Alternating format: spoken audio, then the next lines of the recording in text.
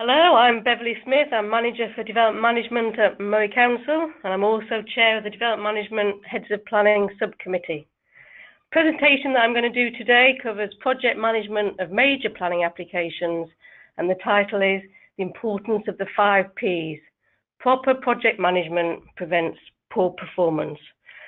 What I'm going to be highlighting throughout the presentation is the importance of effective communication and the role that plays in project management. So what are the objectives? Major planning applications can be viewed as the prize at the start of a process. They get submitted and they're supposed to be determined within 16 weeks, timescales that are set out by the Scottish Government. This is what we want to achieve. But do we know how we're going to get there? A decision in a reasonable timescale is important. Often developers have got their own timescales. They've got a set of contractual circumstances, and more often than not, when does the whiskey need to start being sold for those of us who've actually dealt with new distilleries? Who is going to make it happen? The client, the developer, they're really looking to us to make it happen. They want someone to take responsibility for their project and to deliver a planning decision. What we also get asked is, what's going to happen if we don't deliver in an agreed timescale? The applicant developer, they won't be happy. Project fails, and it doesn't get delivered on the ground. So really we need to keep our eyes on the prize. Red tape. We all know what that is in development management and lots of different types of planning situations. Before we get started on project plans, I really want to just run through red tape. And often it doesn't get mentioned until a project plan starts to fail and someone starts to get the blame. We're planners, we shouldn't be scared of red tape. We know how it works, it ties us up in knots daily. What we need to do is really learn to love it, work with it every day. They're the regulations, the procedures, EIA, case law. Without it, we'd be different people. What we need to make sure is that we are masters of getting through it and never let it hold us back. Often we think we can solve the problems on our own, but we can't. This has to be done by working as an effective team. I've seen many projects stalled because someone says, we can't do it that way. And effective communication is the way through it. So what is a project plan? We've all seen them, they're nice A4 packages, they're bound up with coloured charts, setting out timescales, milestones, periods for review. Every project plan needs a project manager to keep track of where progress is being made or where it's not being made. If everything went according to the project plan, that would be simple. We'd all have our feet up waiting for work to come our way. But unfortunately, that's not reality. So let's look at project plans and what they actually are. They are essential to have at the start of a project. You can't get through a major planning application without one. They must be produced really at the earliest possible stage, even before the application is submitted, and even before the pre-application process. The applicant developer should really take responsibility for starting the process, but we then need to take responsibility for delivery. I've often heard at project meetings, developers say, who should we contact? And what they're really saying is, who's going to be out there to help us through the process? They want a sole point of contact. This avoids confusion, it provides comfort, and what they also want to know is what happens when the sole point of contact is away. What's the backup plan? So my advice is make sure, once you've got your project plan, you have regular monthly update meetings, and these are critical to delivery. I've witnessed so much activity by so many people 24 hours before the project meeting that's going to be attended, just because they don't want to sit at that meeting and say, my action hasn't been carried out as agreed. Sometimes I used to wonder what was the point of having a project meeting, because often they are very short, everyone's happy with the progress, but really this is the reason why, because the project meeting's been booked a month in advance, everybody knows who's going to attend and the fallout if you haven't actually carried out what you were tasked to do over the last 4 weeks. Make sure you have somebody to take minutes and points of actions. Circulate them is critical with agreed timetables. Deadlines, really identifying who's going to take responsibility for that action. You must have the right people at the meeting who can make decisions and those who understand the consequences of delays of the overall project. So moving on to processing agreements, they are a useful management tool and they set out agreed timescales. There's simple templates out there that can be followed, so they don't actually take that long to produce. And what some of the benefits are is that they do give developers and applicants some certainty of what's required of them and the timescales involved for consultees to review information. They don't actually have any statutory or legal status, so you do tend to find that the timescales often get extended. But what they do is provide a realistic focus for deadlines. So I would recommend using them alongside a project plan. Moving on to leadership opportunities. As project leaders, we've got to really embrace all the range of project management tools to keep applications on track. And we've all got our own preferred methods. What we do need to be very aware of, however, is that the project plans will not deliver on their own. It's the people that deliver. Being able to focus and think clearly is essential to making informed decisions, and this can be a real challenge. So make sure there's lots of preparation time before a project meeting, as it can make all the difference. We have to take the lead as managers of major planning applications, chair the meeting, control the way the project moves forward, and strong leadership is critical. Often it's too easy to let the applicant take charge, as they always have a strong focus on what their client wants, and often it's not really helpful to the processing of the planning application. Single point of contact for communication does aid the flow of communication, whether it's written or verbal. I personally hate long email chains, and the bigger the project, the closer to the deadline. My experience is that the list of names being copied in gets ever longer. Never miss anyone out. There's always somebody that's crucial to be in that email, and that can be a fatal error. Proper project management prevents poor performance. Spending time preparing for a meeting is essential to making sure the time available is used effectively. Often developers or applicants have travelled a long distance, so sometimes meetings can be relatively short. It goes without saying, but knowing the site and its constraints is time well spent. Don't think you can lead a project plan without knowing all of the detail. Be open and honest and gain the trust of those that you're working with. Always include everyone and anyone that can assist in making the process more streamlined. Leaving key people out at any stage can be critical. I've got experience of that. You must have respect for different views and positions, irrespective of whether or not you agree with them. It's all about listening to what people say.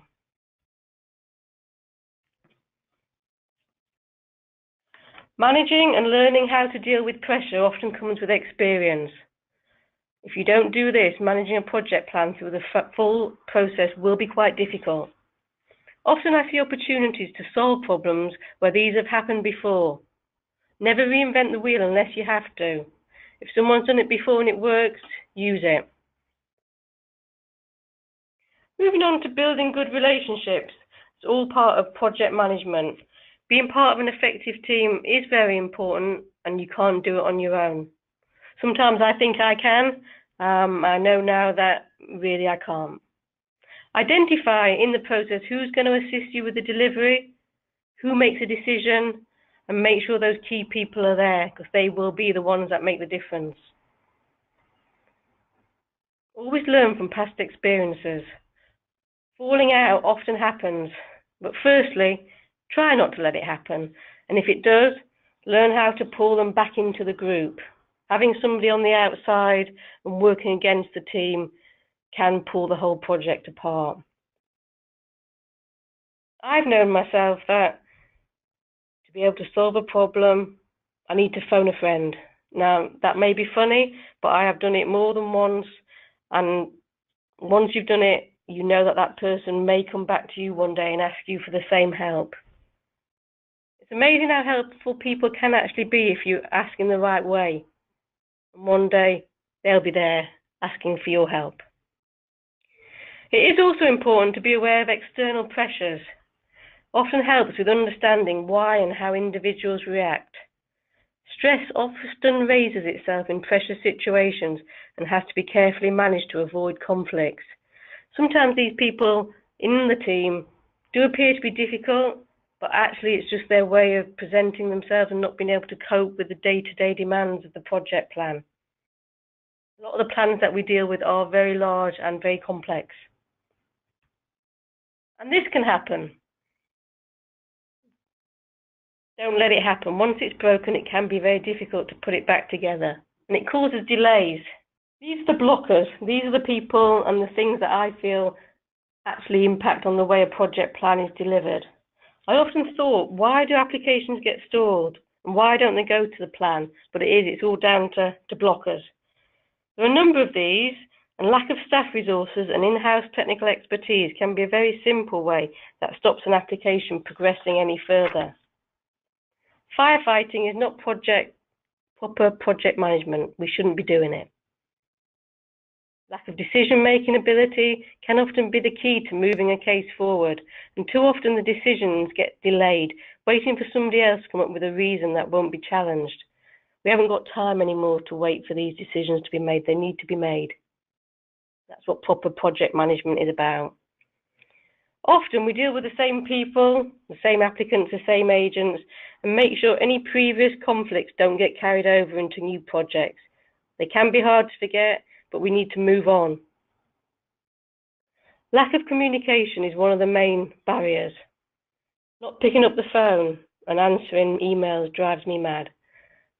If you don't do that, the confusion and the frustration and the anger starts to build. And also being overly focused on procedure often results in the bigger picture being forgotten. Most importantly, nobody in the team should not care. So moving on to showing resilience when it doesn't go to plan. It's important that project plans do flow quite naturally, but there are times when it just doesn't happen. I've got a number of project plans that when they started out seemed reasonable, workable, but in a short space of time they got amended, updated, eventually even forgotten about as the focus seemed to change depending on what the market wanted or what was being demanded. Don't ever think about what could go wrong, as there are scenarios that can never be imagined. Best laid plans often end up with obstacles appearing at the worst time. I had a project which was an allocated site in the local development plan, got an approved master plan, and then the application came in, and a few weeks into the assessment we suddenly find there's a gas pipeline halfway through it. The consultee wouldn't attend the meeting, they wanted flights to be paid for. How does that happen? What was important in that situation was not to take and avoid blame. It really doesn't matter, but what is crucial is about taking responsibility and solving the problem and making it happen. We all know about hard work and late nights, but throughout the life of a project, there will be key critical points to work really late to meet deadlines. And this is when you've got a strong team that you've developed over time that makes a difference and everybody pulls together. There's not one person that can deliver a major project. So avoid blame, take responsibility, and solve the problem. Timing is critical. The key element of the project plan is meeting deadlines and timescales, and if it goes off track, it's critical to work out what needs to be done and by who to stop it sliding even further. Often having a short turnaround time for review and exchange of information isn't helpful. It adds pressure and increases the opportunities for making mistakes. Unrealistic deadlines won't be met, so just make sure everyone agrees.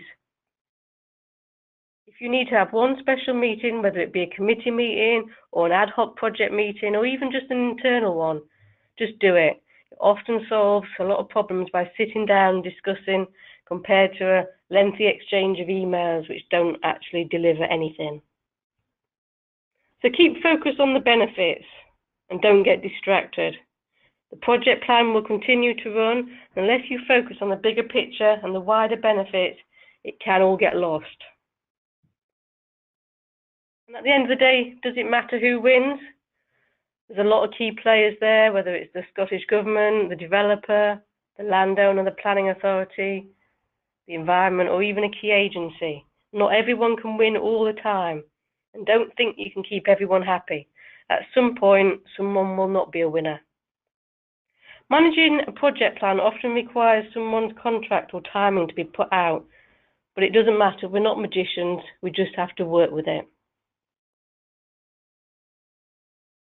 And keeping it real will deliver development. I put this slide in because for me it illustrates exactly what project managers have to face. I love a plan that goes smoothly. It's like riding a bike and the finish line is very easy to cross. In reality, it can at times feel like to get to the finish line, you've actually climbed a mountain, you've got on a cable car, you've caught a ferry in bad weather, and you've even built a bridge single-handed. And as for climbing high ladders, well, that's a step too far for me. Being serious, if you really do want to deliver something on time, some of these hurdles will hurt and they'll be painful, but it will be worth it, and you will learn from the experience. I think it's important to also mention problem solving and being creative in your thinking. I often say to people, we need to think outside the box, as solving problems and being able to think creatively does make the difference. Never give up, show some initiative or take the lead. We can't do things the same every time, so we need to make those decisions and take the opportunity when we can. And most importantly, keeping up the momentum. Once it's all over and the application's been determined and the decision is out there, learn from that experience and make sure the next project plan is even better and start planning it even earlier. Never stop, as the development will have a new timescale and a new delivery plan, so keep with it. Project meetings post-decisions I found are extremely useful in ensuring discharging of planning conditions, triggers on Section 75 agreements are met, so keep the communication going. It doesn't stop. We all know that what started out as a good idea 3 years ago is no longer what's needed today, so be prepared to be flexible and change.